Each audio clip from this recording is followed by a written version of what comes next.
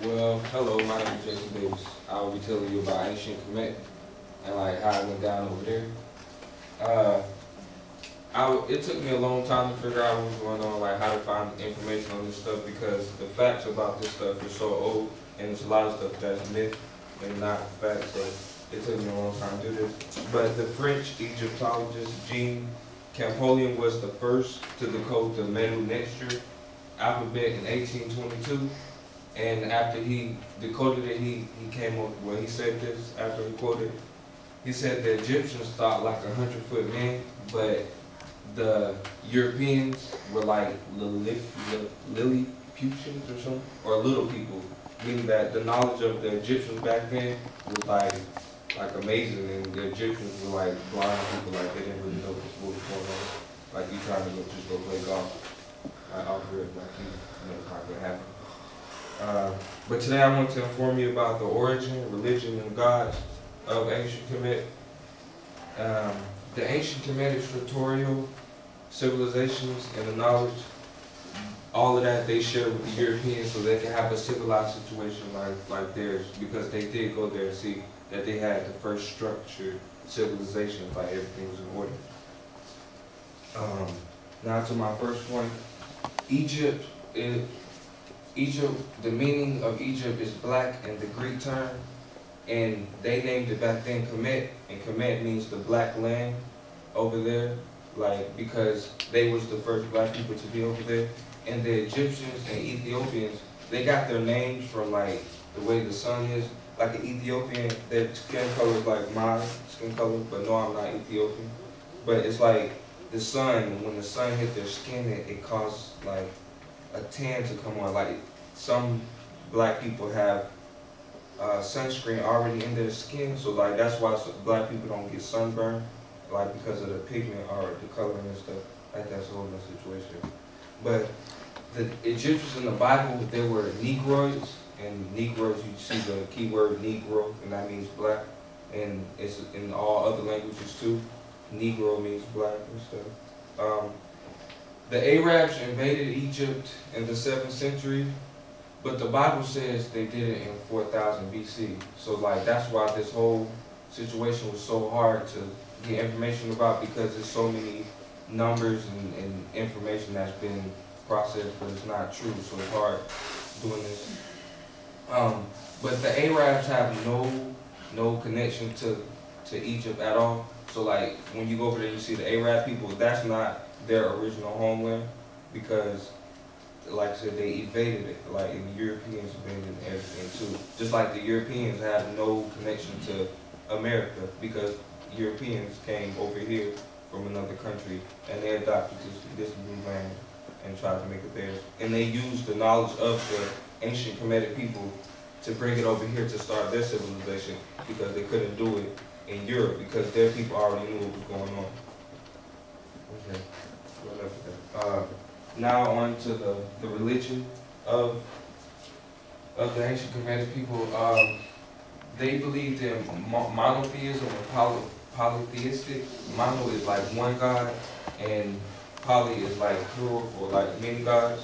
And during the time of the god that was in, or the pharaoh that was in rule of the country at the time, each of them had a different belief, like whether they was going to worship just one god or just worship these 7 gods, or the 700, or these other gods. Like it's gods of the sun, gods of the moonlight. It's just gods of science. So each god had their own craft, and each pharaoh that was in rule had a specific meaning, like a specific syllabus that they wanted their people to go by at that point in time, so they could understand their ways and how they wanted things to be like handled, so they can continue to have a civilized like society. Like I said, they had a variety of beliefs, and the gods, they were separated into 2 categories. There was the household gods and the state gods. The household gods were like the gods that was with the people, and they didn't want the people to follow them. They just wanted the people to hear things come out of their mouth and live the same life that he was living. He wanted to live within the people so they can all see, so they can trust his word, and that they could stand like behind him and they're gonna lead them in the right direction. But the state god was like a god, or the people was over here in a little village, and he would have a big old palace. And so, and then they would come down and have little meetings, and he was like the almighty king. You had to worship him, and that didn't really work out too well. But they believed in a multitude of gods, which were involved in all aspects of nature and human societies. Like, that's what I'm saying, like, where the gods of the sun and stuff, like, it's our spirit and our physical beings are two totally different things, and they, like, believed in you can heal yourself through a spiritual way, or you can heal yourself physically by doing something. Just a lot of different stuff in that area. Now I'm going to talk about the gods. Like I said, they had over 700 gods and goddesses.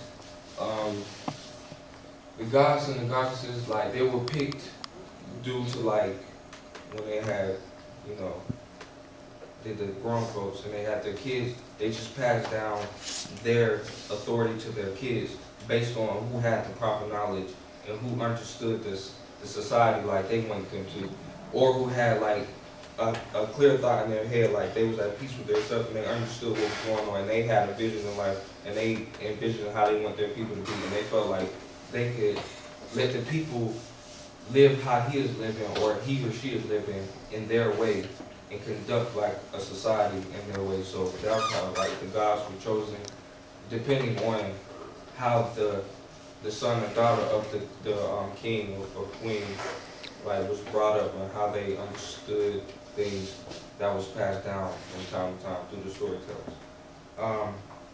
Each god was a deity, or I don't know how to say the word, but like they were self-created, or they was created by the other gods. Like the story about Thoth, or however you say it, he created other gods, but they came out of his mouth. Like they just came out. I can't explain it because I can't do it. But dang, I don't know. This whole situation, this whole thing is just like, it's so much that I could learn about it, but it's so hard because looking on the computer, I have to read books and stuff. But Thoth, it was 360 days, and originally in the Egyptian calendar, it's 360 days, and Thoth gambled with the god of the moon for 5 extra days, and he won. He played with a dice game, and he won the extra 5 days. But it was five people that, or 5 deities that were born before the 365 days, and something happened with that, and it's just all that, like,